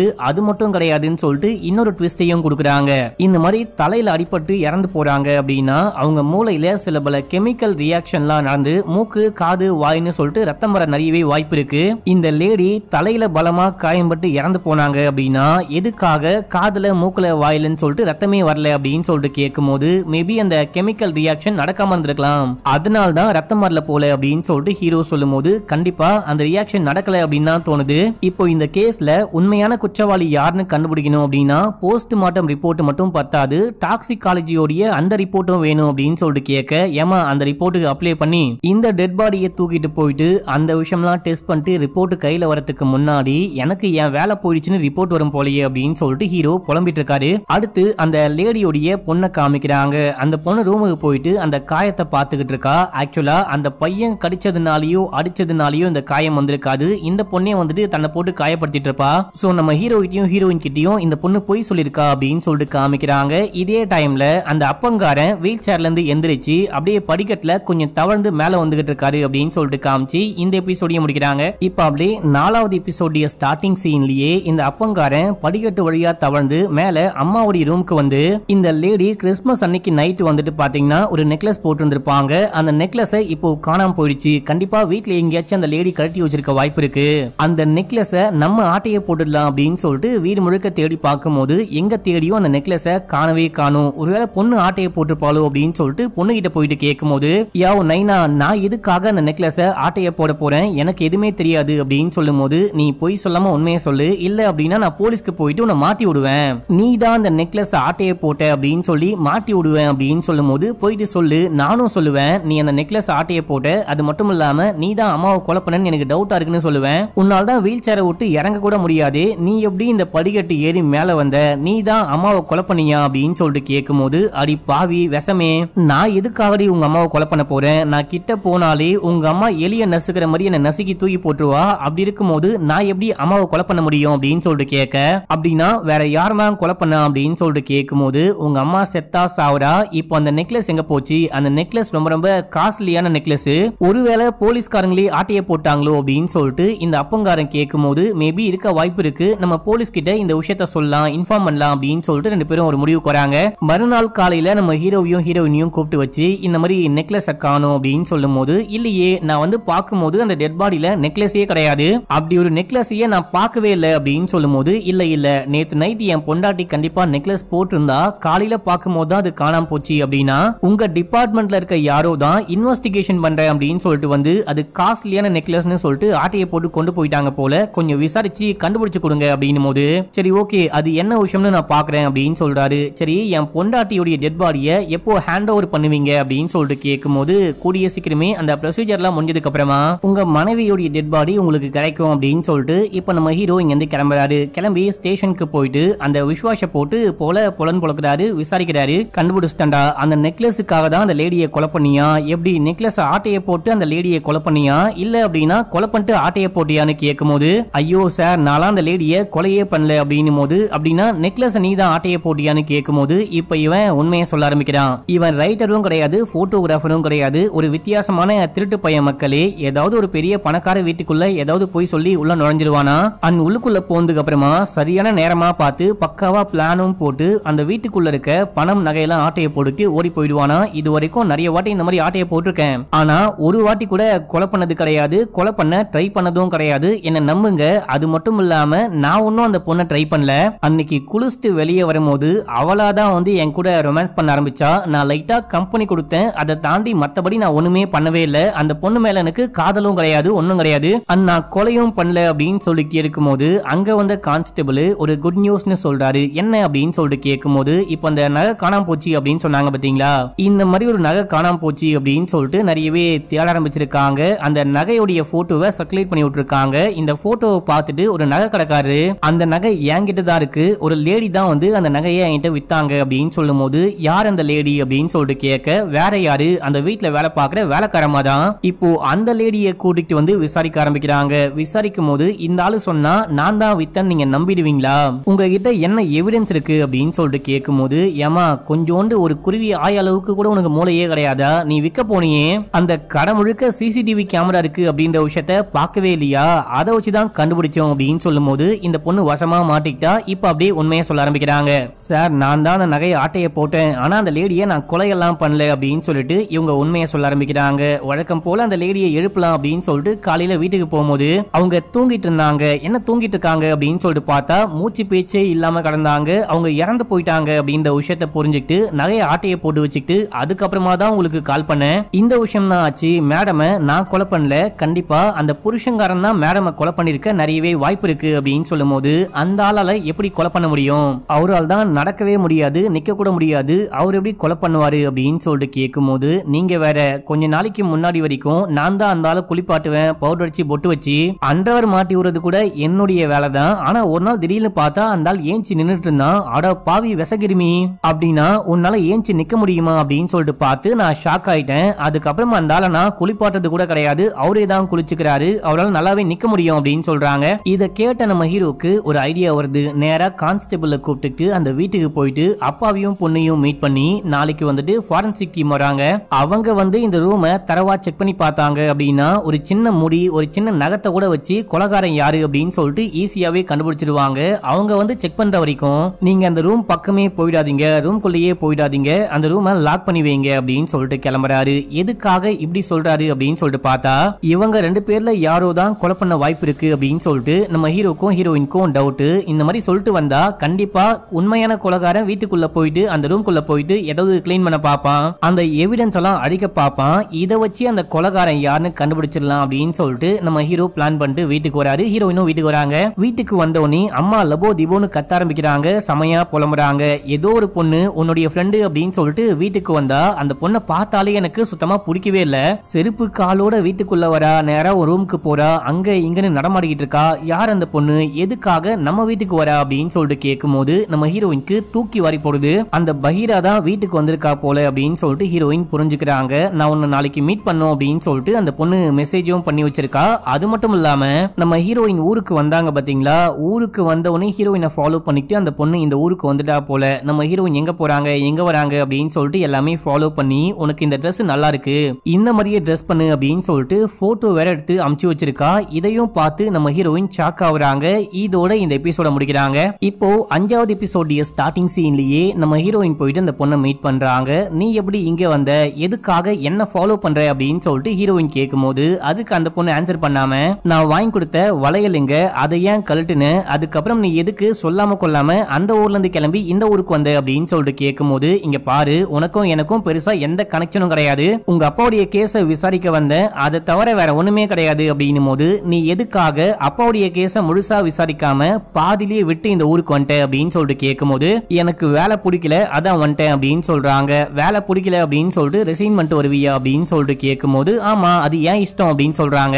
இல்ல நீ திரும்பி ஊருக்கு வா, ஊருக்கு வந்து எங்க அப்பாவை யாரு கொலை பண்ண அப்படின்னு சொல்லிட்டு இன்வெஸ்டிகேஷன் பண்ணி கண்டுபிடி அப்படின்னு சொல்லிட்டு லவ் பண்ற மாதிரியே கொஞ்சம் ரொமான்டிக்கா பேசும்போது, இங்க பாரு நான் சொன்னா புரிஞ்சுக்கோ, என் பின்னாடி வராத, என்ன ஃபாலோ பண்ணாத, என்னுடைய வாழ்க்கை தான், என்ன விட்டுரு அப்படின்னு சொல்லிட்டு நம்ம ஹீரோயின் கிளம்பி போறாங்க. அடுத்து ஹீரோவை காமிக்கிறாங்க. நம்ம ஹீரோ பிளான் பண்ண மாதிரியே அந்த லேடியை யாரு கொலை பண்ணா அப்படின்னு சொல்லிட்டு கண்டுபிடிச்சிட்டாரு. இந்த பொண்ணு இருக்கா பாத்தீங்களா, இறந்து போன லேடியோடைய பொண்ணு, அந்த பொண்ணு தான் வீட்டுக்குள்ள போயிட்டு, முக்கியமா அந்த அம்மா இறந்து கிடந்தாங்க பாத்தீங்களா, அந்த ரூம்குள்ள போயிட்டு அந்த கிரைம் ஸ்பாட்டை கிளீன் பண்ண ட்ரை பண்ணிருப்பாங்க. அவங்கள கையும் களவுமா கான்ஸ்டபிள் பிடிச்சு வச்சிருக்காரு. இப்ப சொல்லு எதுக்காக உங்க அம்மாவை கொலை பண்ண அப்படின்னு சொல்லிட்டு ஹீரோ கேட்கும் போது, இந்த பொண்ணு கதையை சொல்ல ஆரம்பிக்கிறா. இந்த பொண்ணுக்கு அந்த விஸ்வாசனா ரொம்ப பிடிக்கும், அவனை எப்படியாச்சும் மயக்கி லவ் பண்ணி அவனை கல்யாணம் பண்ணிக்கலாம் அப்படின்னு சொல்லிட்டு பிளான் போட்டு வச்சிருந்தா. இந்த அம்மாக்காரி அந்த பையன் கூட அஃபேர்ல இருக்காங்க போல, கசமுசா பண்ற விஷயத்த கண்ணால பார்த்து காண்டாவரா. இப்போ அதே கோவத்தோட ரூமுக்கு போயிட்டு செமையா சரக்கு போட்டு கோவத்தோட அம்மாவுடைய ரூமுக்கு போக அவங்க அம்மா ரொம்ப கேஷுவலா இருக்காங்க.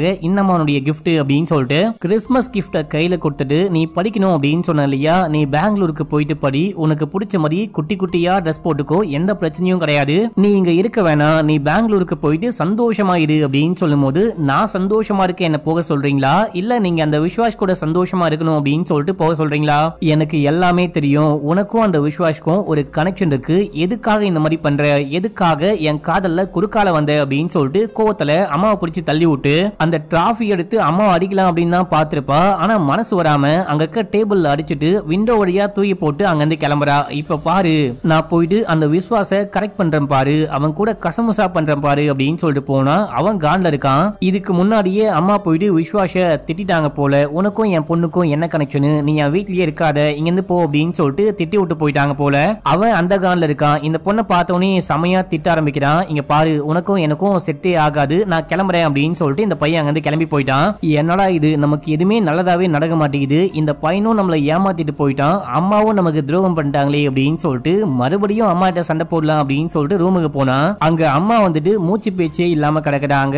ஐயோ அம்மாக்கு என்ன விஷயம் ஆச்சு அப்படின்னு சொல்லிட்டு பார்க்கும்போது இந்த பொண்ணு தள்ளி விட்டா பாத்தீங்களா, தள்ளி விடும்போது தலையில செமையா காயம்பட்டு ரத்தம் உடைஞ்சி இறந்து போயிட்டு இருக்காங்க. ஐயோயோ அப்படின்னா நம்ம தான் அம்மாவை கொலை பண்ணிட்டுமா, போலீஸ் வந்தாங்க அப்படின்னா நம்மள தான் கைது பண்ணுவாங்களா அப்படின்னு சொல்லிட்டு இந்த பொண்ணு ஃப்ராடுத்தனமா யோசிக்க ஆரம்பிக்கிறா. ஏதாவது பண்ணும் அப்படின்னு சொல்லிட்டு யோசிச்சு அங்கிருந்து ஒரு கத்தியை கொண்டு வந்து அம்மாவுடைய நெஞ்சிலேயே குத்தி கொலை பண்ணிட்டு, ஐ மீன் இறந்து போயிட்டாங்க, சும்மா கொலை பண்ண மாதிரி செட் பண்ணிட்டு இப்போ இந்த கத்தியை கொண்டு போயிட்டு அந்த விஸ்வாஷுடைய வாசல்ல அந்த புதருக்குள்ள போட்டுது வேற யாரும் கிடையாது, இந்த பொண்ணு தான் மக்களே, என்னால் தான் அம்மா இறந்து போனாங்க, நான் தான் கொலைகாரி, என்னை கைது பண்ணுங்க, என்னை கூட்டிட்டு போங்க அப்படின்னு சொல்லும் போது இங்க பாரு உன்னால ஒன்னும் உங்க அம்மா இறந்து போல, உங்க அம்மாவுடைய உடம்புல பாய்சன் இருக்கு, டெஸ்ட் பண்ணி பார்த்ததுல உங்க அம்மாவுடைய உடம்புக்குள்ள எப்படியோ பாய்சன் போயிட்டு இருக்கு, அந்த பாய்சன்னால தான் அம்மா இறந்து போயிருக்காங்க, நீ தள்ளி ஓட்டதுனால கிடையாது, உண்மையான குற்றவாளியை கூடிய சீக்கிரமே நாங்க கண்டுபிடிக்கிறோம் அப்படின்னு சொல்லிட்டு நம்ம ஹீரோ இங்க கிளம்புறாரு. இப்போ அப்படியே அங்க சீனை கட் பண்ணி நம்ம ஹீரோயினை காமிக்கிறாங்க. நம்ம ஹீரோயின் வீட்ல இருக்கும்போது அம்மா வந்துட்டு குக் பண்ணிட்டு இருப்பாங்க. அப்போ எதர்ச்சியா நம்ம ஹீரோயினுடைய கையை பார்க்க அல்ல ரேஷஸ் மாதிரி வந்திருக்கு. ஏமா என்னமாச்சு, எப்படி இந்த கொப்பளமா வந்துச்சு, எப்படி இந்த ரேஷஸ் வந்துச்சு அப்படின்னு சொல்லிட்டு கேட்கும்போது எனக்கு தெரியலமா, எனக்கே தெரியல அப்படின்னு சொல்ல அப்பதான் அம்மா சொல்றாங்க, இப்படி ஒரு செடி இருக்கு, அந்த செடியில நீ கை வச்ச அப்படின்னா கண்டிப்பா இந்த மாதிரி தான் ரேஷஸ் வரும், பயங்கரமா கொப்பளமா வரும், அது வந்துட்டு பயங்கர விஷத்தன்மை உள்ள செடி அப்படின்னு சொல்ல அது என்ன செடியா இருக்கும், அந்த செடிக்குள்ள நம்ம எப்ப கையை விட்டோம் அப்படின்னு சொல்லிட்டு ஹீரோயின் கூகுள் பண்ணி பார்க்கும்போது அது ஒரு அரளி செடி மக்களே. அரளி செடி பார்க்க ரொம்ப அழகா இருக்கும், பூக்கள்லாம் கூட ரொம்ப ரொம்ப அழகா இருக்கும், ஆனா பயங்கரமான விஷயம் வாய்க்குள்ள போட்டாலே மனுஷங்க இறந்தே போயிடுவாங்க. இந்த விஷயம்லாம் ஹீரோயின் கூகுள் பண்ணி பார்க்கும்போது அப்பதான் இவங்களுக்கு ஒரு விஷயம் ஞாபகத்துக்கு வருது. இவங்க வந்துட்டு அந்த விக்டருடைய வீட்டுக்கு போயிட்டு அந்த டிராஃபிய ஒரு பூச்செடிக்குள்ள இருந்து கை விட்டு எடுத்திருப்பாங்க, அது பூச்செடி கிடையாது அரளி செடி அப்படின்னு சொல்லிட்டு இப்பதான் நம்ம ஹீரோயின் புரிஞ்சுக்கிறாங்க. உடனே நம்ம ஹீரோயின் விக்டருடைய வீட்டுக்கு போயிட்டு அப்படியே லைட்டா பேச்சு கொடுக்க ஆரம்பிக்கிறாங்க. நீங்க தானே மாலாக்கு அந்த பிபி டேப்லெட்டை கொடுத்தீங்க அப்படின்னு சொல்லிட்டு கேட்கும்போது ஆமா அப்படின்னு சொல்றாரு. நான் அந்த பிபி டேப்லெட்டை செக் பண்ணி பார்த்தேன், அந்த பிபி டேப்லெட்டோடைய பெரிய சைடு எஃபெக்ட் என்ன அப்படின்னா அந்த பிபி டேப்லெட்டை யாரு யூஸ் பண்ணாலும் பயங்கரமா டிப்ரெஷனுக்கு போயிடுவாங்க, சில பல மென்டல் ப்ராப்ளம்ஸ்லாம் வரும், அதை தெரிஞ்சுக்கிட்டே எதுக்காக ரெக்கமெண்ட் பண்ணீங்க அப்படின்னு சொல்லிட்டு கேட்கும்போது நீங்க போன் வச்சிருக்கீங்களா அப்படின்னு சொல்லிட்டு கேட்கிறாரு. ஆமா அப்படின்னு சொல்லும் போது அதை கொடுங்க அப்படின்னு சொல்லிட்டு வாங்கி நம்ம ஹீரோயின் ரெக்கார்ட் பண்றாங்களா இல்ல யாருக்காச்சும் கால் பண்ணி வச்சிருக்காங்களா அப்படின்னு சொல்லிட்டு செக் பண்ணிட்டு ஓரமா வச்சிடுறாரு. ஓரமா வச்சுட்டு இப்ப நான் உண்மையை சொல்றேன், சின்ன வயசுல இவருக்கு வந்துட்டு பாத்தீங்கன்னா மாலாவை ரொம்ப ரொம்ப பிடிக்கும், அடிக்கடிக்க மாலாவுடைய வீட்டுக்கு போயிட்டு பியானோ வாசிக்கிட்டு இருப்பாரு. இந்த பியானோ வாசிக்க அந்த பொண்ணு டான்ஸ் ஆடிக்கிட்டு இருப்பா.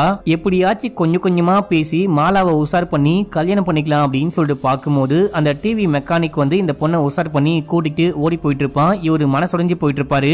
ஆனாலுமே இவருடைய லவ் ரொம்ப ஸ்ட்ராங்கா இருந்திருக்கும். கண்டிப்பா மாலா என்னைக்காச்சும் ஒரு நாள் திரும்பி வருவா, மாலா வந்துட்டு நம்மளுடைய மாலாவா மாறுவா அப்படின்னு சொல்லிட்டு வெயிட் பண்ணிட்டு இருந்திருப்பாரு. கல்யாணமே பண்ணிட்டு இருந்திருக்க மாட்டாரு. இவரு யோசிச்ச மாதிரியே மாலா ஒரு நாள் திரும்பி வராங்க. கொஞ்சம் வயசாயிட்டு அவங்களுக்கு ஒரு குழந்தை பிறந்து அந்த மாதிரி திரும்பி வராங்க. திரும்பி வந்தாலும் கண்டிப்பா இந்த மாலா நம்மளுடைய மாலாவா ஆகுவா அப்படின்னு சொல்லிட்டு இவர் ஆசைப்பட்டு இருக்காரு. அப்படியே லைட்டா பேச்சு கொடுக்க ஆரம்பிக்கிறாரு, மாலா கிட்ட பேசிட்டு இருக்காரு, நல்லாவே பழக ஆரம்பிக்கிறாரு. இந்த டைம்ல தான் இந்த பொண்ணு ஒரு மோசமான பொண்ணு, புருஷனை கூட பிடிக்காம அந்த எங்கான பையன் விஸ்வாஸ் கூட கனெக்ஷன்ல இருக்கா, அவன் கூட ரொமான்ஸ் பண்ணிட்டு இருக்கா அப்படின்ற விஷயம்லாம் இவர் புரிஞ்சுக்கிறாரு, தெரிஞ்சுக்கிட்டு செமையா காண்டாகிறாரு. இவ ஒரு மோசமான பொண்ணா இருக்கா, இவன் நமக்கு கிடைக்கல அப்படின்னா கூட பரவாயில்ல, இந்த பொண்ணு சாவணும் அப்படின்னு சொல்லிட்டு கடுப்பாகிறாரு. கடுப்பாயிட்டு இருந்தாலும் அந்த பொண்ணு கூட பேசிக்கிட்டு இருக்காரு, நல்லாவே பழகிட்டு இருக்காரு. தான் ஒரு ஃப்ரெண்டு அப்படின்ற மாதிரி காமிச்சிட்டு இந்த பொண்ணுக்கு பிபி இருக்கு அப்படின்ற விஷயத்தை தெரிஞ்சுக்கிட்டு இந்த டேப்லெட்டை பிரிஸ்கிரைப் பண்றாரு. இந்த டேப்லெட்டை அவங்க யூஸ் பண்ண டிப்ரெஷனுக்குள்ள போறாங்க. சில பல மென்டல் இஷ்யூஸ்லாம் வருது. இதுக்கு நடுவுலயே உன் புருஷன் சரி கிடையாது, உன்னை கொலை பண்ண பாக்குறான், உன் புருஷனும் உன்னுடைய பொண்ணும் சேர்ந்துட்டு உன்னை கொலை பண்ணிட்டு இந்த விஷயத்தை வந்துட்டு ஆட்டைய போட பாக்குறாங்க, உன்னுடைய சொத்தெல்லாம் அபகரிக்க பாக்குறாங்க, அப்படி இப்படின்னு சொல்லிட்டு இல்லாத பொல்லாத விஷயங்கள்லாம் சொல்ல ஆரம்பிக்கிறாரு. உன்னுடைய பொண்ணும் சரி கிடையாது, நீ வந்துட்டு அந்த விஸ்வாஸ் கூட ஒரு கனெக்ஷன்ல இருக்க அப்படின்ற விஷயம் எனக்கு நல்லாவே தெரியும், உன்னுடைய பொண்ணும் அவனும் கூட ஒரு கனெக்ஷன்ல இருக்காங்க அப்படின்னு சொல்லிட்டு தப்பான விஷயங்கள்லாம் சொல்ல ஆரம்பிக்கிறாரு. இதையெல்லாம் சொல்லி அவங்களுக்கு பயங்கரமான மன உளைச்சலுக்கு உள்ளாக்குறாரு. இதுக்கு நடுவுல அரளிச்செடியை கொண்டு வந்து நட்டு வைக்கும் போது இது ரொம்ப ரொம்ப பார்க்க அழகா இருக்கும். அதை தாண்டி ரொம்ப ஆபத்தான செடியும் கூட. இந்த செடியில வளரக்கூடிய காயை ஒரு காய் எடுத்து வாய்க்குள்ள போட்டா கூட நம்ம இறந்து போயிடுவோம் அப்படின்ற விஷயத்த சொல்லியே அந்த பொண்ணு கூட சேர்ந்துட்டே இந்த செடியை நட்டு வைக்கிறாரு அப்படின்னு சொல்லிட்டு காமிக்கிறாங்க. இவருடைய பிளான் என்ன அப்படின்னா, நம்ம கொலை பண்ணி நம்ம போலீஸ் கிட்ட மாட்டிக்க கூடாது, அவளா இறந்து போனோம், தற்கொலை பண்ணி இறந்து போனோம் அப்படின்னு சொல்லிட்டு தான் இந்த அரளி செடியை கொண்டு வந்து இங்க நட்டு வச்சிருப்பாரு. இப்போ இந்த மனுஷன் பிளான் பண்ண மாதிரியே ஒரு நாள் வீட்டுல பெரிய பிரச்சனையாகுது. இந்த பொண்ணு வந்துட்டு விஸ்வாஸ் கூட போயிட்டு நான் கிறிஸ்துமஸ் செலிப்ரேட் பண்ண போறேன் அப்படி இப்படின்னு சொல்லிக்கிட்டு இருக்கா. விஸ்வாஸ் கூட போயிட்டு நான் பழக போறேன், விஸ்வாஸ்க்கு முன்னாடியே ட்ரெஸ்ஸை கழட்டி காமிக்கிறது அப்படின்னு சொல்லிட்டு மோசமா பிஹேவ் பண்றா, அம்மா கூட சண்டை போடுறா, அப்பாவை மதிக்க மாட்டா அப்படின்ற விஷயம் முன்னாடி நமக்கு தெரியும். இதையெல்லாம் போட்டு அவங்க குழப்பிக்கிட்டு சரி ஓகே நம்ம இறந்து போயிடலாம் அப்படின்னு சொல்லிட்டு இந்த செடியை பிச்சுக்கிட்டு போறாங்க. செடியில இருக்கக்கூடிய அந்த காயை பிச்சுக்கிட்டு போற விஷயத்த விக்டர் பார்த்துட்டு இதுக்கப்புறமும் நம்ம இங்க இருந்தோம் அப்படின்னா பெரிய பிரச்சனை ஆயிடும், நம்ம மேல சந்தேகப்படுவாங்க அப்படின்னு சொல்லிட்டு வெளியூருக்கு கிளம்பி போயிடுறாரு. அண்ட் எண்ட் ஆஃப் த டே இவர் பிளான் பண்ண மாதிரியே அவங்களும் அரளி செடியை சாப்பிட்டு இறந்து போறாங்க அப்படின்னு சொல்லிட்டு காமிக்கிறாங்க. அதுக்கப்புறம் தான் பொண்ணை கூப்பிட்டு பேசும்போது பொண்ணு தள்ளி விட்டு தலையில காயம் பட்டிருக்கும். அவங்க காயத்தினால இறந்து போயிருக்க மாட்டாங்க, அந்த கத்தி குத்துனாலையும் இறந்து போயிருக்க மாட்டாங்க, இந்த காயை சாப்பிட்டு தான் இறந்து போயிருப்பாங்க. இந்த விஷயம் தான் ஆச்சு. அவ எனக்கும் துரோகம் பண்ணா, அவனுக்கும் துரோகம் பண்ணா, கடைசியா விஸ்வாஸ் கூட கனெக்ஷன்ல இருந்த விஷயத்தினால மட்டும்தான் நான் கொலை பண்ணேன் அப்படின்னு சொல்றாரு. இதையெல்லாம் கேட்ட ஹீரோயின் செமையா காண்டாவறாங்க. நீலாம் நல்லவனே கிடையாது, கண்டிப்பா உனக்கு ஏதாவது ஒரு வழியில தண்டனை கிடைக்கும் அப்படின்னு சொல்லிட்டு மொபைலை வாங்கிட்டு அங்கிருந்து கிளம்புறாங்க. இப்போ அம்மா எழுதின ஒரு லெட்டர் வந்துட்டு பாத்தீங்கன்னா இந்த பொண்ணுடைய கையில கிடைக்கும். அதுல அவங்க உருகி எழுதி வச்சிருக்காங்க, என்னுடைய ஆன்டி சொல்ற பேச்சை கேட்காம உங்க அப்பாவை ஓடி போயிட்டு கல்யாணம் பண்ணிக்கிட்டேன், ஆனா கல்யாணம் பண்ணதுக்கு அப்புறமா ரொம்ப ரொம்ப கஷ்டப்பட்டேன், உங்க அப்பா என்ன போட்டு ரொம்ப கஷ்டப்படுத்திட்டாரு, இதுவரைக்கும் அவருக்கு வந்துட்டு நான் ஒரு நல்ல பொண்டாட்டியா இருக்கல, உனக்கு ஒரு நல்ல அம்மாவா இருக்கல, இதுக்கப்புறமாச்சு இருக்கலாம்னு நினைச்சா எனக்கு வாழ பிடிக்காம நான் தற்கொலை பண்ணிக்கிறேன், என்னுடைய சாவுக்கு யாருமே காரணம் கிடையாது, நான் இறந்து போனதுக்கு அப்புறமா அப்பாவுடைய பேச்சை நீ கேட்கணும், அப்பாவுடைய இதுவை நீ மதிக்கணும், உனக்கு 18 வயசு ஆனதுக்கு அப்புறமா உன்னுடைய வாழ்க்கையை நீயே தேர்ந்தெடுத்துக்கலாம், அந்த பையன் நல்ல பையனா, உனக்கு செட் ஆவானா, வாழ்க்கை முழுக்க உன் கூட இருப்பானா, நல்லா பாத்துப்பானா அப்படின்னு சொல்லிட்டு இந்த விஷயம்லாம் கன்ஃபார்ம் பண்ணிட்டு அப்பா கிட்ட சொல்லு, அப்பா ஓகேனா உனக்கு கல்யாணம் பண்ணி வைப்பாரு அப்படின்னு சொல்லிட்டு இந்த மாதிரி நிறைய விஷயங்கள் எழுதி வச்சிருக்காங்க. இதையெல்லாம் படிக்க அப்பாவும் அந்த மகளும் இப்பதான் கண் கலங்குறாங்க. அடுத்து அந்த டெட் பாடியை அடக்கம் பண்றாங்க அப்படின்லாம் காமிக்கிறாங்க. இப்ப அப்படியே சீன் கட் ஆகுது. கடைசியா நம்ம ஹீரோயினும் உட்காந்து பேசிட்டு இருப்பாங்க. நம்ம ஹீரோ ஒரு பீர் குடிச்சிட்டு தங்கச்சி கிட்ட பேசிட்டு இருக்காரு. நான் நினைச்சேன் அப்படின்னா இப்ப கூட அந்த பொண்ணை கைது பண்ண முடியும், சரி ஓகே சின்ன பொண்ணாச்சு அப்படின்னா பாவம் பார்த்து விட்டு வச்சிருக்கேன் அப்படின்னு சொல்லும் போது அப்போ ஹீரோயின், நீ அந்த பொண்ணை கைது பண்ணி ஜெயிலுக்கு அமிச்சு தண்டனை வழங்கணும் அப்படின்ற அவசியமே கிடையாது, அவங்க அம்மாவே அந்த பொண்ணுக்கும் அந்த பொண்ணுடைய அப்பாக்கும் பெரிய தண்டனை கொடுத்துட்டு போயிட்டாங்க, நீ ஃப்ரீயா விடு அப்படின்னு சொல்லிட்டு பேசிக்கிட்டே இருக்கும்போது நம்ம ஹீரோ பீர் குடிச்சிட்டு இருந்தாரு பாத்தீங்களா, டக்குன்னு மயக்கம் போட்டு கீழே விழுகிறாரு. என்ன இவரு மயக்கம் போட்டு கீழே விழுகிறாரு அப்படின்னு சொல்லிட்டு நம்ம ஹீரோயின் பதட்டமா போயிட்டு அண்ணாவை எழுப்பலாம் அப்படின்னு சொல்லிட்டு பார்க்கும்போது அண்ணா இறந்தே போயிட்டாரு. அந்த பாட்டில பார்க்கும்போது ஒரு பொண்ணு லவ்னு சொல்லி சுத்திட்டு இருக்கா பாத்தீங்களா, அந்த பஹீராவா ஹகீராவா அந்த பொண்ணு யூஸ் பண்ணக்கூடிய பாட்டில் மாதிரியே இருக்கு. அந்த பொண்ணு தான் நம்ம ஹீரோவுடைய சரக்குல எதையோ கலந்து வச்சுட்டா போல, அதை குடிச்சிட்டு ஹீரோ இறந்து போயிட்டாரு அப்படின்னு சொல்லி காமிக்கிறாங்க. இதோட இந்த ஃபர்ஸ்ட் சீசனையே முடிக்கிறாங்க. இதுவரைக்கும் செகண்ட் சீசன் வரவே இல்லை மக்களே, செகண்ட் சீசன் கண்டிப்பா வரும் அப்படின்னு தான் நினைக்கிறேன். அந்த செகண்ட் சீசன்ல எப்படி வந்துட்டு நம்ம ஹீரோயின் அந்த பொண்ணை கண்டுபிடிக்கிறாங்க, அந்த பொண்ணு எதுக்காக ஹீரோவை கொலை பண்ணா, அவங்க அப்பா எப்படி இறந்து போனாரு அப்படின்னு சொல்லிட்டு அந்த விஷயம்லாம் கண்டுபிடிப்பாங்கன்னு நினைக்கிறேன். யாரெல்லாம் செகண்ட் சீசனுக்கு வெயிட் பண்றீங்க அப்படின்னு சொல்லிட்டு மறக்காம கமெண்ட்ல சொல்லுங்க. இன்னமும் சப்ஸ்கிரைப் பண்ணாம பாக்குறீங்க அப்படின்னா பண்ணிக்கோங்க, பக்கத்துல வர பெல்லையும் உங்களுக்கு பண்ணிக்கோங்க. இன்ஸ்டால ஃபாலோ பண்ணாதவங்க ஓடி போயிட்டு ஃபாலோ பண்ணிட்டு வந்துருங்க. ஓகே மக்களே, பாய்.